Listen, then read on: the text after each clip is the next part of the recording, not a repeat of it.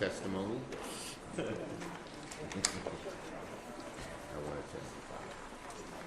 Welcome. In this country, our most fundamental right is the right to vote. Our friend and colleague, the late John Lewis, said that the right to vote is the most powerful, nonviolent tool we have to create a more perfect union. I'm honored to introduce a bill bearing the name of John Lewis today, a bill that would preserve and protect the voting rights of all Americans. As we approach the 59th anniversary of the Bloody Sunday, this bill honors the legacy of John Lewis and those who marched and fought and died to protect the right to vote in America. This bill was written after the Supreme Court decimated the Voting Rights Act in 2013. In Shelby County versus Holder, the court had restricted the federal government's ability under the Voting Rights Act to prevent discriminatory changes to voting laws and procedures from going into effect. I know I can do this. In the last Congress, after the court delivered yet another blow to the VRA in 2021 Brnovich decision, which made it significantly harder for plaintiffs to win lawsuits challenging discriminatory voting laws or procedures, we made further updates to the bill. We then tried to advance the legislation on the Senate floor, but our Republican colleagues filibustered and stopped it. Here's the sad reality. Not that long ago, this bill united senators across the aisle. In 2006, 98 senators, Republicans and Democrats alike, voted to reauthorize the Voting Rights Act, with not a single vote in opposition. At the time, Minority Leader McConnell said, quote, "This is a good piece of legislation that has served an important purpose over many, many years." Today, congressional Republicans have no interest in responding to these devastating Supreme Court decisions. As a result, every year that goes by without updating this law, the voting rights of Americans are vulnerable to attack. Last year alone, state legislators in 14 states enacted 17 laws that made it harder for people, particularly people of color, to vote. This year's presidential election will be the first presidential election since Republican-led state legislatures passed a wave of restrictive voting laws in the aftermath of the 2020 election and former President Trump's efforts to overturn the results. As members of Congress, we have an obligation to defend our democracy against these attacks on our fundamental right to vote.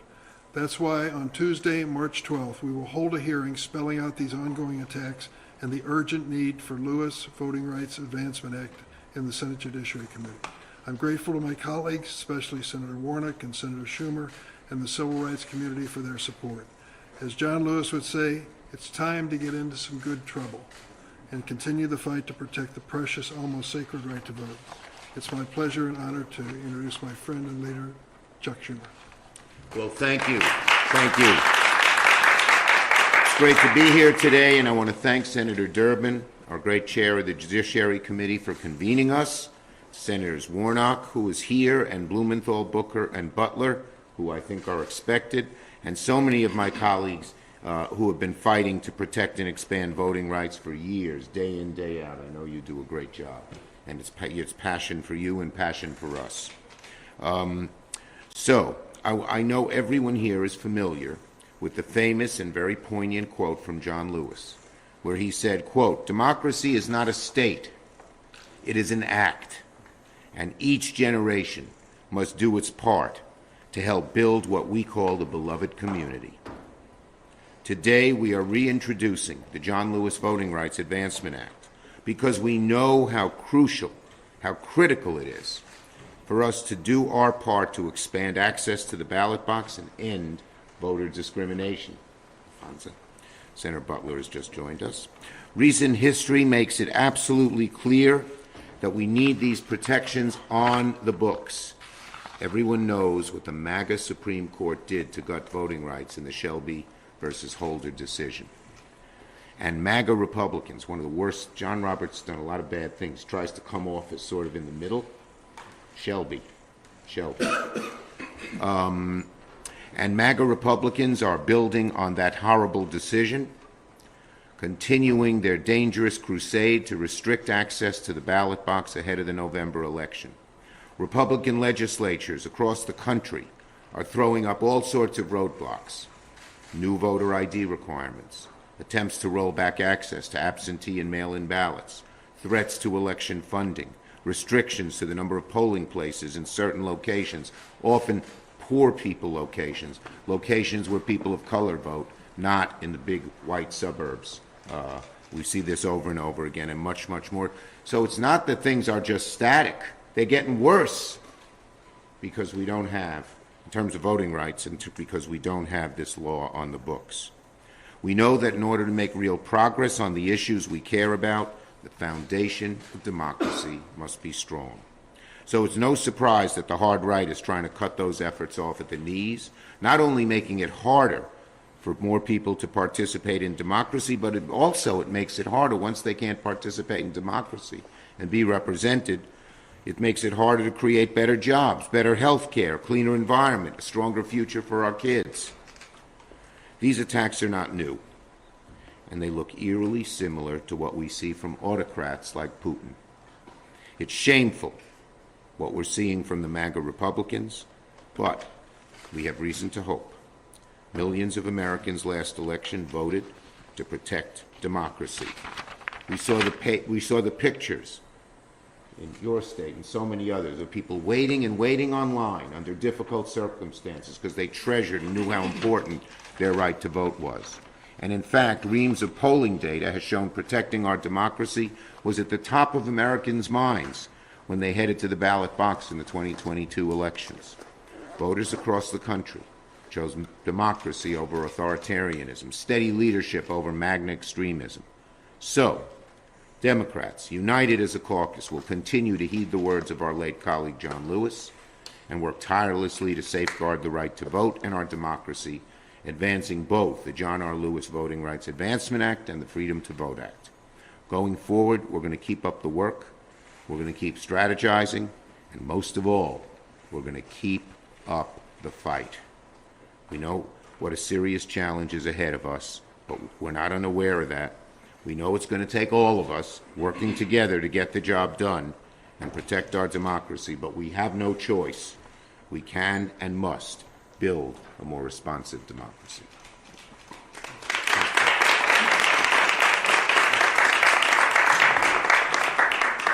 From Georgia, Senator Warnock. We are summoned here and inspired by the spirit of John Lewis, who taught all of us how to get in good trouble. I had the honor of serving as his pastor. Some may be asking, why are we reintroducing the John Lewis Voting Rights Advancement Act? We're in a divided Congress. We ran into barriers getting this done when we had both houses. The answer is John Lewis. I think about John Lewis crossing that Edmund Pettus Bridge. He didn't have any reason to think that he could win. Brutality on the other side of that bridge. But with a trench coat on his back and commitment in his heart, he kept marching. You never know when you get to bend that arc. So we continue to raise this issue. The Supreme Court did us a terrible disservice, the American people, a terrible disservice in the decision of Shelby versus Holder. The late Ruth Bader Ginsburg was correct when she said getting rid of free clearance is like getting rid of your umbrella in the middle of a rainstorm because you're not getting wet. And her words proved to be truer than we could have imagined. It is raining, torrential rains, in Georgia and all across our country. I've seen this up close, Georgia's terrible SB 202. This is not theoretical stuff. This impacts the ability of everyday, ordinary people just to vote. I think about Dolores Flanagan, a woman from Cobb County, Georgia. She works a 12-hour shift as an emergency medical technician, 12 hours a day. But because she is a patriot, because she is a committed citizen, she wanted to make sure she voted. So she would vote by mail. She requested her vote by mail ballot, but was not able to vote by mail because the officials in Cobb County didn't get her ballot to her in time. Well, SB 202 shortened the time that you have for vote by mail, because they saw us show up with power through vote by mail. And so because Dolores Flanagan could not vote by mail, she said, well, I'll vote early. And so she went to vote early. And she found herself standing in line for 2 hours. That's not an accident either. They shortened the period for early voting, SB 202. So they made it harder to vote by mail for somebody like her working 12 hours a day. She then goes to vote early, has to wait 2 hours to vote. And remember, they made it hard for volunteers to even bring food and water while you're standing in the long line. And then in addition to that, we have voter challenges, SB 202. And this is an example of just the dozens of voter suppression bills and laws all across our country over the last several years. Any citizen in Georgia can challenge the eligibility of their other citizens. And so we've had 100,000 of such challenges, I believe, in 2022. The study came out to show that 89,000 of those 100,000 were put forward by 6 conservative activists. And so literally people show up to vote. They're ineligible and they don't even know it. One gentleman who had cancer had to go and sit through a hearing so that he could obtain and secure what he thought he had already taken care of when he went to register. And so we've got to get this done in the spirit and in the name of John Lewis, and because our democracy itself is at stake. So thank you so very much for being here. I believe that a vote is a kind of prayer for the world we desire for ourselves and our children, and our prayers are stronger when we pray together. Let's protect our sacred right.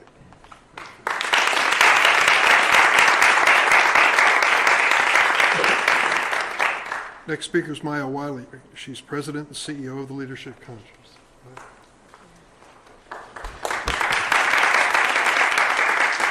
Thank you. I am excited.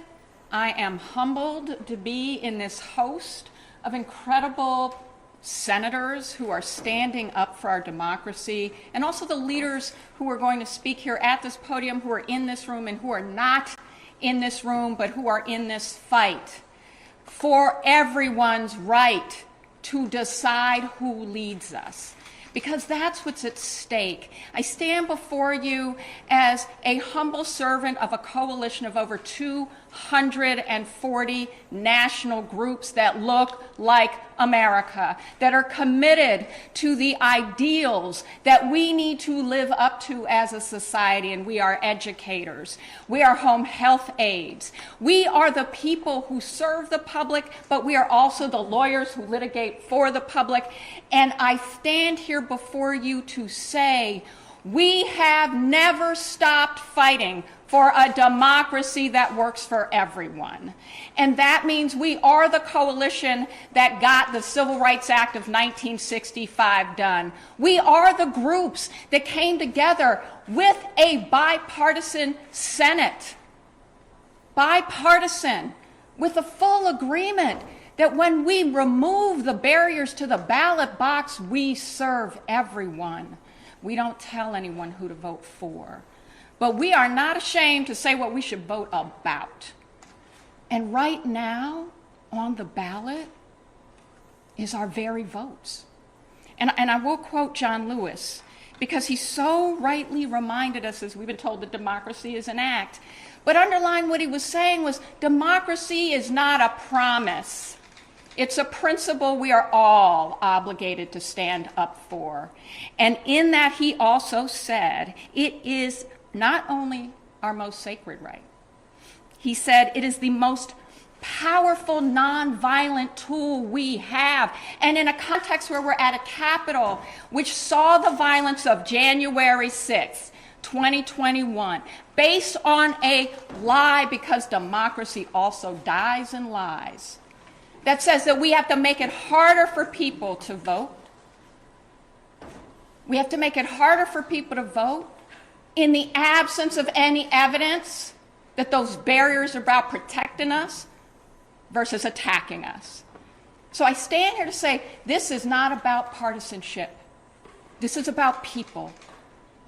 And it's about people having power, and that's why we need the John Lewis Voting Rights Act. That's why we are excited but also outraged. And that's why we are working in communities across this country that look like all of us to say we are here until we get this done. We are proud to have powerful allies and leaders, and we don't stop until every last one of us can do what this democracy has promised us. Thank you.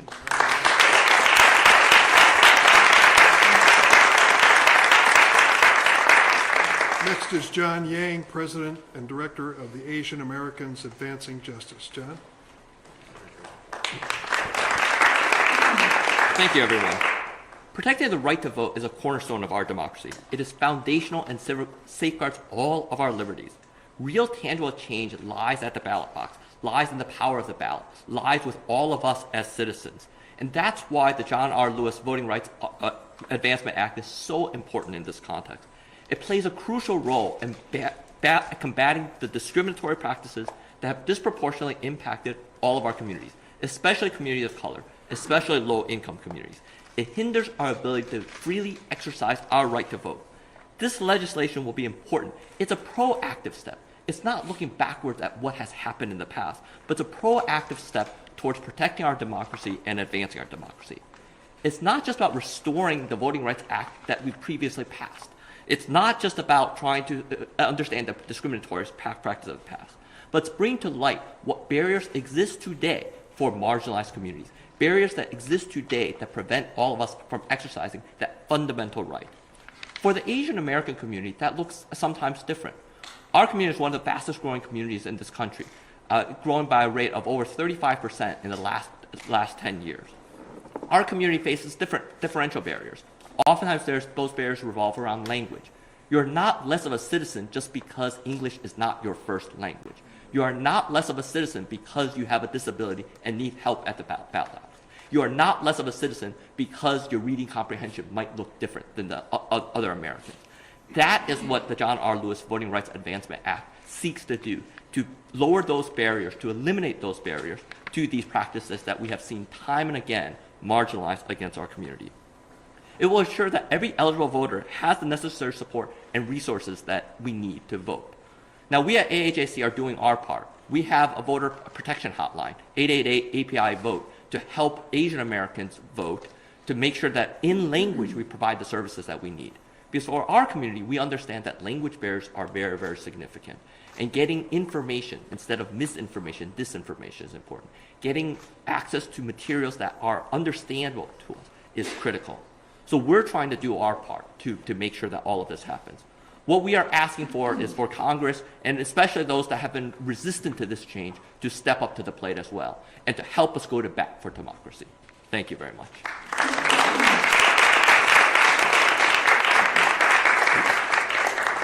Thanks, John. Next is Damon Hewitt, President and Executive Director of the Lawyers Committee for Civil Rights Under the Law. Damon?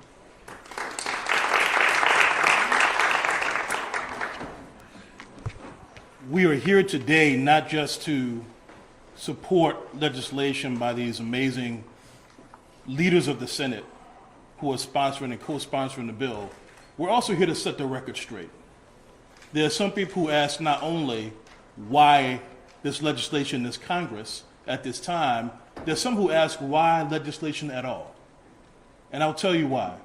It's because as long as there have been elections in this country, there's been racial discrimination and access to the ballot. Every year, every month, basically every election. That's why we need an infrastructure to open access and to protect that access. That's why in 1965, the foot soldiers for justice put their lives and liberty on the line. As Reverend C.T. Vivian said, we're willing to be beaten for democracy. They put everything on the line to get what we have now, to get what's under attack, to get what is being slowly and now even quickly chipped away and undermined from the top, from the bottom, and even from the middle. And so we call upon the entirety of Congress, regardless of party affiliation, to find your own moral center, to recapture that same moral clarity that C.T. Vivian had, that Fannie Lou Hamer had, that Martin Luther King Jr. had, that John Lewis, Congress, your own colleague, had. Fought to his dying breath to protect everyone's rights. We're calling upon that sense of moral clarity. As John Yang said, we're all doing our part in the civil rights community. At the Lawyers Committee, we litigate these cases. We do policy on the Hill, and we also co-convene the National Election Protection Coalition. Over 400 organizations nationwide committed to nonpartisan protection of the vote, touching hundreds of thousands of voters each year directly, giving them the key information to cut through the myths and disinformation. But we can't cut through, even without litigation, and even with those efforts, are the horrific laws that you've heard about today that are literally making it harder for people to vote. There was a line that appeared in the Brnovich decision that Justice Alito authored, and it comes from another Supreme Court case, but the line is about the so-called usual burdens of voting. It brings to mind the notion that voting should be hard. But you know what the subtext is? It should be hard or difficult or next to impossible for certain people. That is the subtext. That's what we're facing in this country. So if we find our moral center and we believe in the American political project and frankly the greatness of this country, that it could be a beautiful multiracial democracy, that democracy must work for everyone, otherwise it works for none of us. That's why we stand here together today.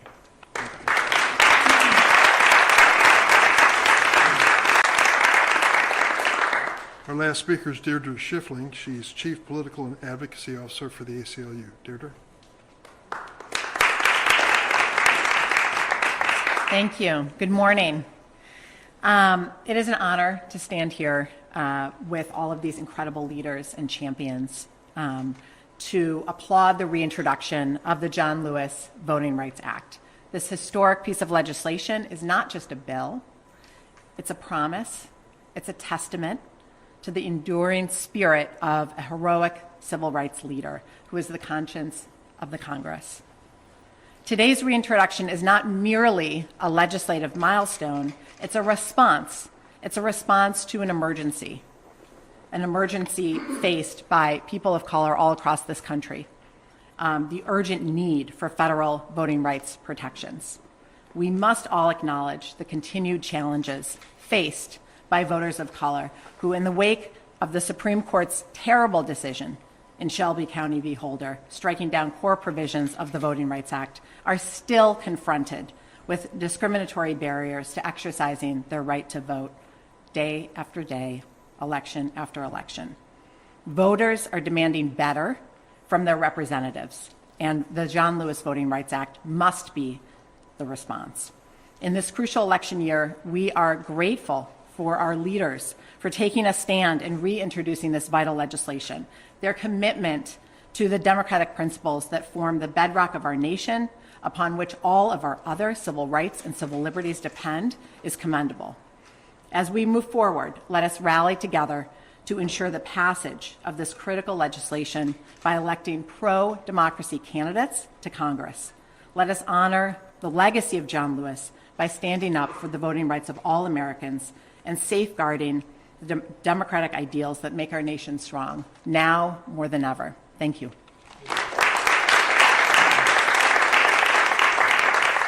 Before we take your question, I would just like to make a closing comment. There's a major city newspaper that has a motto, "Democracy dies in darkness." Maya Wiley says, "Democracy dies in lies." She's right too. But democracy also dies in silence. And if we don't step up and introduce this bill, hold a hearing in this room on March 12th, shame on us. We are not going to be quiet, we're going to be loud. John Lewis would ask it, nothing less of us. Any questions from the press? Yes. You had said during the last session you had made some updates to the legislation. Are there any changes in this reintroduction of this legislation and anything that will convince Republicans to even sign on board to this? I don't know about the second part. We've been making changes to respond to Supreme Court decisions, so we'd be glad to show you the specifics. Okay. Any other questions? If not, thank you all for coming. Appreciate it.